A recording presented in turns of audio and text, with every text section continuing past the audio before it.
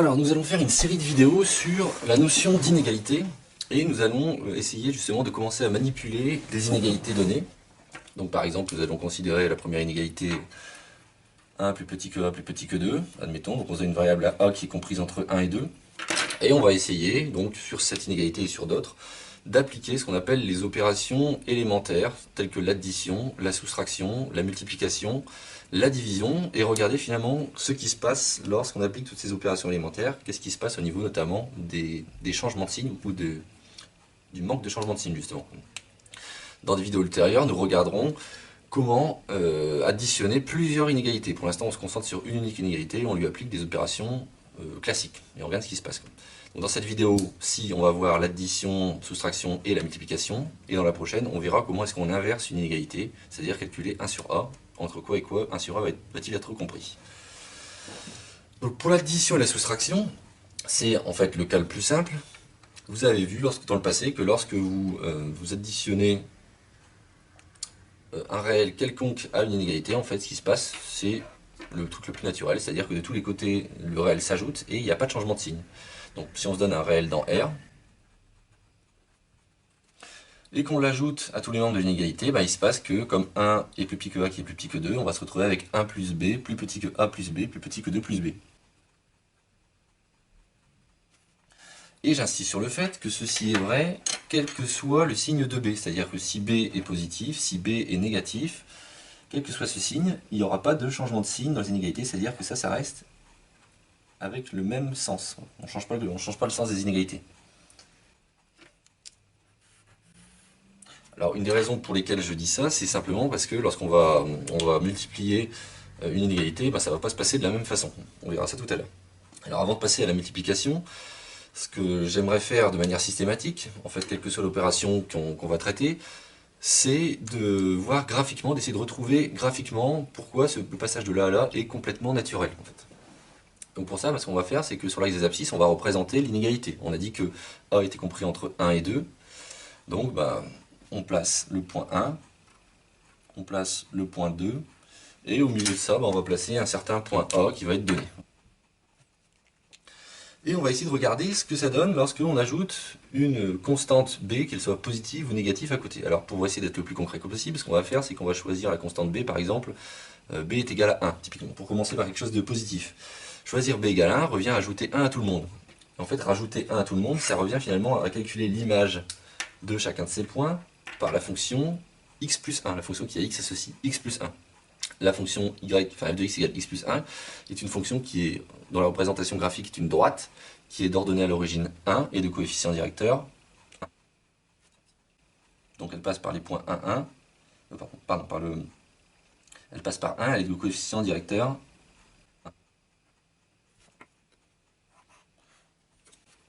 Donc pour ça, notamment, pour les équations de droite, je réfère à la vidéo qui traite justement de savoir déterminer une équation de droite à partir de 2 points donnés. Donc ça, c'est x plus 1, c'est la fonction x plus 1. Bon, ajouter 1 des deux côtés de l'égalité revient, comme j'ai dit tout à l'heure, à calculer l'image de chacun de ces points par la fonction x plus 1. Donc calculer l'image, finalement, c'est projeter les abscisses sur la droite et projeter leur image sur l'axe des ordonnées. Donc l'image de 2, c'est 2 plus 1, c'est-à-dire 3. L'image de 1, ça va être 1 plus 1, c'est-à-dire 2. Et enfin, le point A, lui, il va se placer entre 2 et 3. Donc là, on a A plus 1 ici. Alors pourquoi je dis ça? Tout simplement parce que donc là, j'ai ajouté 1 à tout le monde. Je remarque que j'avais 1 plus petit que A plus petit que 2. Lorsque j'ai ajouté 1 à tout le monde, j'ai bien que 1 plus 1, 2 égale 2, et plus petit que A plus 1, qui est plus petit que 2 plus 1, qui vaut 3. Donc on constate bien sur ce dessin que, en fait, le sens d'inégalité n'est pas bouleversé par une addition par un nombre positif. Et si on ajoute un nombre négatif, ça revient exactement à faire la même chose, sauf que donc la droite x plus 1, par exemple, imaginons que ce soit x moins 1, c'est-à-dire qu'on souhaite retrancher 1, c'est-à-dire rajouter moins 1, cette droite va juste être translatée en l'ordonnée à l'origine moins 1, et on va avoir exactement le même phénomène qui se passe. Alors passons maintenant à la multiplication, et pour ça, donnons-nous par exemple l'inégalité b plus petit que 1 et plus grand que moins 1. Alors là, dans ce cas-là, on a deux cas. C'est-à-dire on va avoir la multiplication par un nombre positif d'un côté et la multiplication par un nombre négatif. Donc donnons-nous un nombre C réel.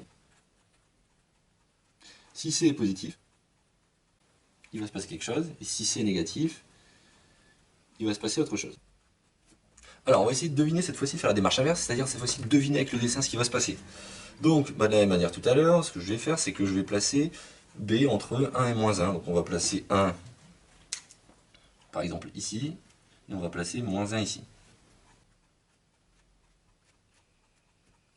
Et le nombre B, on le place où on veut entre 1 et moins 1 après tout, donc par exemple mettons-le ici.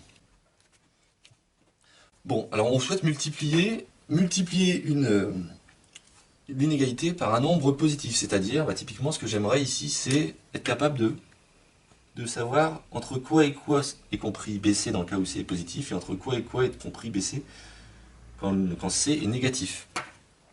Donc par exemple, testons le premier cas en prenant par exemple C égale à 2. Donc prenons C égale à 2, donc on est dans le premier cas, c'est-à-dire que C sera positif. Donc je choisis C égale 2. Donc en fait calculer BC c'est calculer 2 fois B. Calculer 2 fois B c'est en fait regarder l'image de B par la fonction 2x. La fonction 2x, comme vous l'avez vu à nouveau sur les équations de droite, c'est une droite donc, qui passe par le point 0 et qui a pour coefficient directeur 2. Donc comme elle a coefficient directeur 2, ça veut dire que lorsqu'on avance d'une unité, elle va monter de 2 unités. Elle va passer ici. Donc ça c'est 2x. Bon bah très bien, que donne la multiplication des nombres constituant l'inégalité lorsqu'on par 2 quoi. Que donne la multiplication par 2? Bon bah B, son image, ça va être 2B. Donc B va être transformé en 2B qui est ici. Que va devenir 1? Ben 1 va être transformé en 2. Et que va devenir moins 1? Ben moins 1 va être transformé cette fois-ci en moins 2, parce que l'image, donc, elle est dans les négatifs.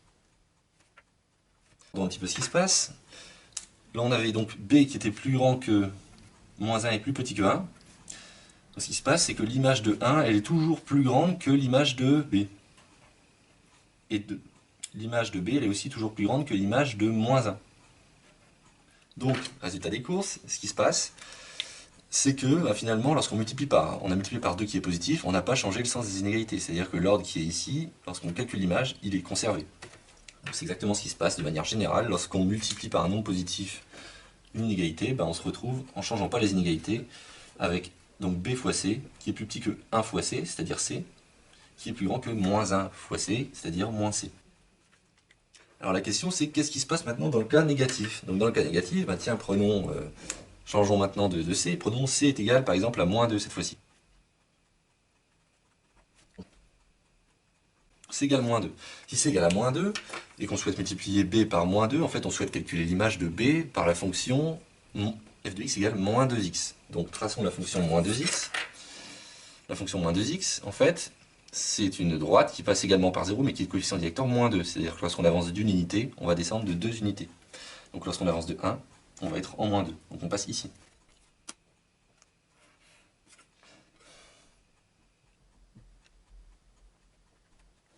Bon effectuons la même démarche et regardons donc quelle est l'image donc du point B. L'image du point B, cette fois-ci par moins 2, pareil, on projette l'abscisse sur la courbe et on projette sur l'axe des ordonnées.